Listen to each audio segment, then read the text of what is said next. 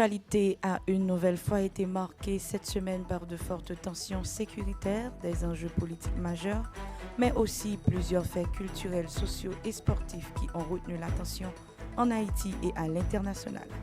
Bonsoir Chelsea. Bonsoir Stéphanie, bienvenue à cette édition de Graines Promenées. Retour sur les principaux événements qui ont marqué ces derniers jours.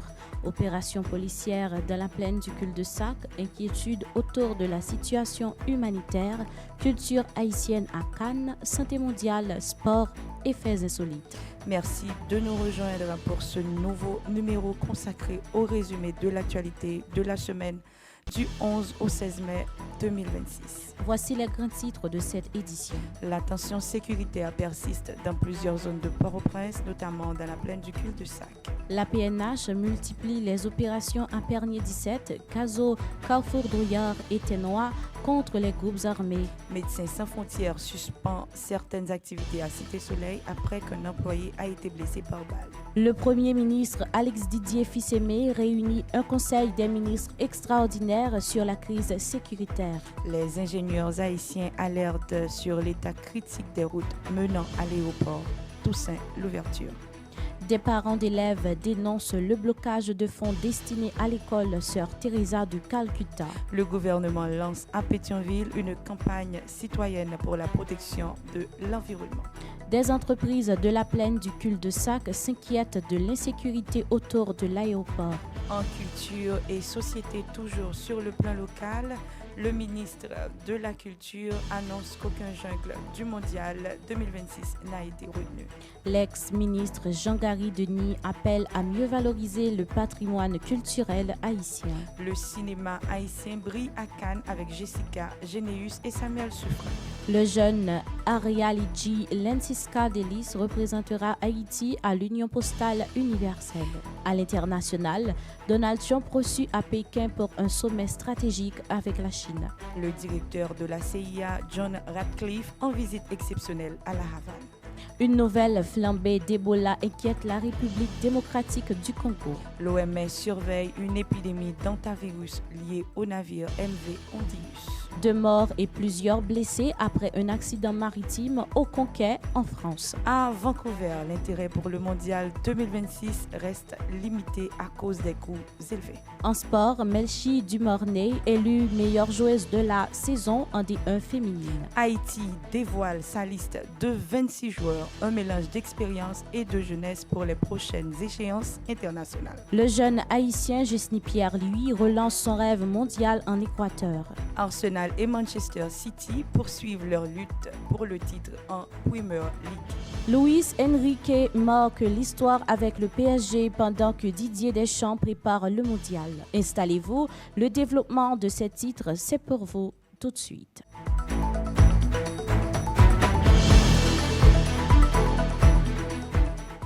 La situation sécuritaire est restée particulièrement tendue cette semaine sur le plan local dans plusieurs zones de la région métropolitaine de Port-au-Prince, notamment dans la plaine du cul-de-sac. Des affrontements armés, des mouvements de panique et des déplacements de population ont été signalés tout au long de la semaine. Plusieurs habitants ont fui leur maison par crainte de nouvelles attaques de groupes armés qui continuent d'étendre leur influence dans certaines zones stratégiques. Les activités économiques, scolaires et les déplacements quotidiens restent fortement perturbés. Les citoyens dénoncent également l'insuffisance des mesures de protection et réclament une réponse plus ferme des autorités. La police nationale d'Haïti affirme avoir intensifié ses opérations dans plusieurs secteurs jugés sensibles, notamment à Pernier 17, Parc Cheval, Cazo, Carrefour Drouillard et Ténois. Selon les autorités policières, ces interventions visent à freiner l'expansion des groupes armés et à reprendre le contrôle de certains axes stratégiques. Des unités spécialisées auraient été mobilisées afin de mener des patrouilles, des fouilles et des opérations ciblées contre des individus soupçonnés d'activités criminelles.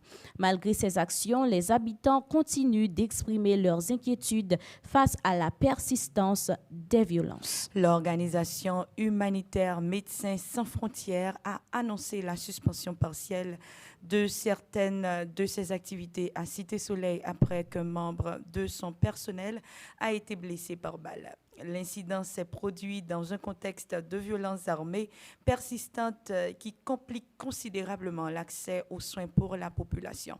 MSF déplore une détérioration continue des conditions de sécurité et rappelle que les structures médicales ainsi que le personnel soignant doivent être protégés. Cette suspension risque d'affecter de nombreux habitants dépendant des services médicaux offerts dans cette zone particulièrement vulnérable. Face à la gravité de la crise sécuritaire, le Premier ministre Alex Didier Fils-Aimé a convoqué un conseil des ministres extraordinaire. Cette réunion était principalement consacrée au renforcement des interventions des forces de l'ordre et à l'évaluation des mesures d'urgence à mettre en place afin de tenter de rétablir un climat de sécurité dans le pays.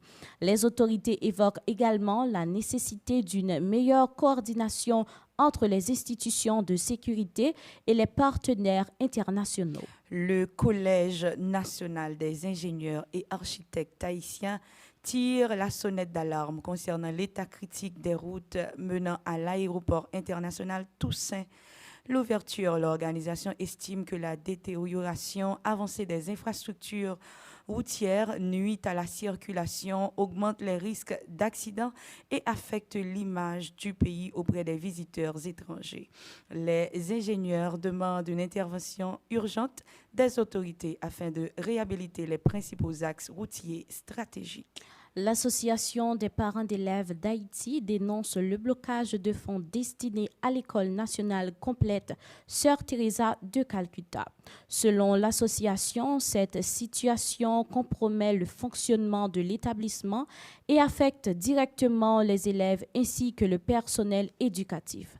Les responsables réclament une intervention rapide du ministère concerné afin de débloquer les ressources nécessaires au bon fonctionnement de l'école. Le gouvernement haïtien a également lancé à Pétionville un programme de mobilisation citoyenne pour la protection de l'environnement. Cette initiative vise notamment à sensibiliser la population sur les enjeux liés à la gestion des déchets, à la protection des espaces verts et à la lutte contre la pollution.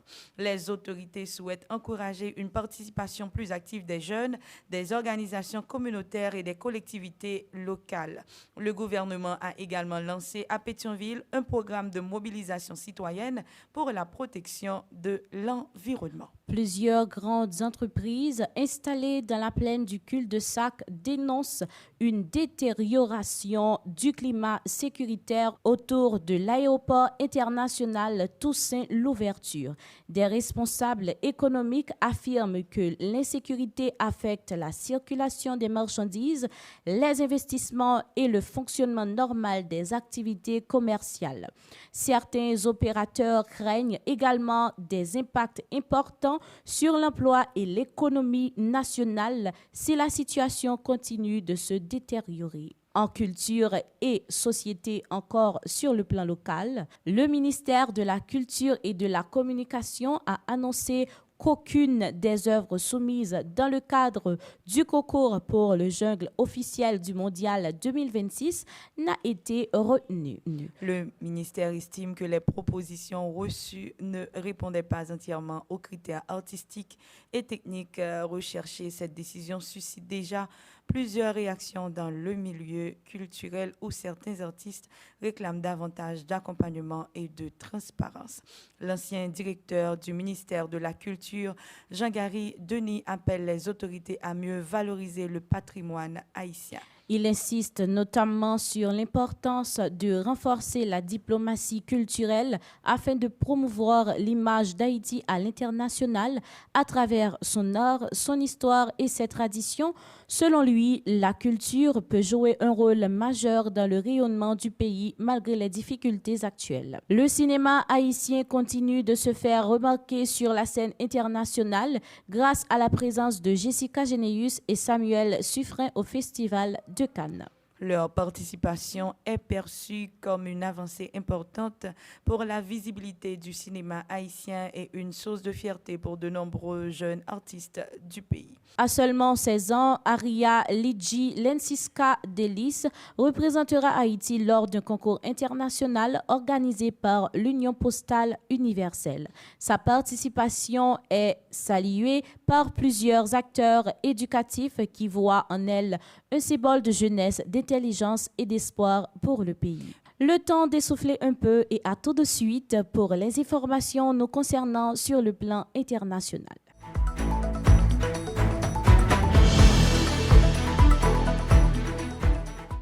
De retour après cette pause à l'international, le président américain Donald Trump a été reçu à Pékin dans le cadre d'un sommet stratégique avec les autorités chinoises. Les discussions auraient porté sur les relations commerciales, les tensions géopolitiques ainsi que plusieurs enjeux économiques internationaux. Visite diplomatique exceptionnelle à Cuba, le directeur de la CIA s'est rendu à La Havane pour une rencontre diplomatique exceptionnelle avec les autorités cubaines. Cette visite suscite de nombreuses analyses concernant un possible rapprochement entre les deux pays après plusieurs années de tensions diplomatiques. Une nouvelle flambée de Ebola inquiète les autorités sanitaires en République démocratique du Congo. Les équipes médicales tentent actuellement de contenir la propagation du virus grâce à des campagnes de surveillance et de sensibilisation dans les régions touchées. L'Organisation mondiale de la santé suit de près une épidémie d'hantavirus liée au navire de croisière MV Hondius après un voyage en Argentine. Les autorités sanitaires internationales surveillent l'évolution de la situation afin d'éviter toute propagation plus importante. En France, un accident survenu au Le Conquet après une forte vague a causé la mort de 2 personnes et fait plusieurs blessés parmi un groupe de nageurs. Les secours ont été rapidement mobilisés pour venir en aide aux victimes. Au Canada, l'engouement autour de la Coupe du Monde 2026 demeure relativement limité à Vancouver. Plusieurs citoyens dénoncent le coût élevé des billets ainsi que les importantes dépenses liées à l'organisation de l'événement. Observons notre dernière pause à cette édition de Graines Promenées avant d'entamer les actualités sportives.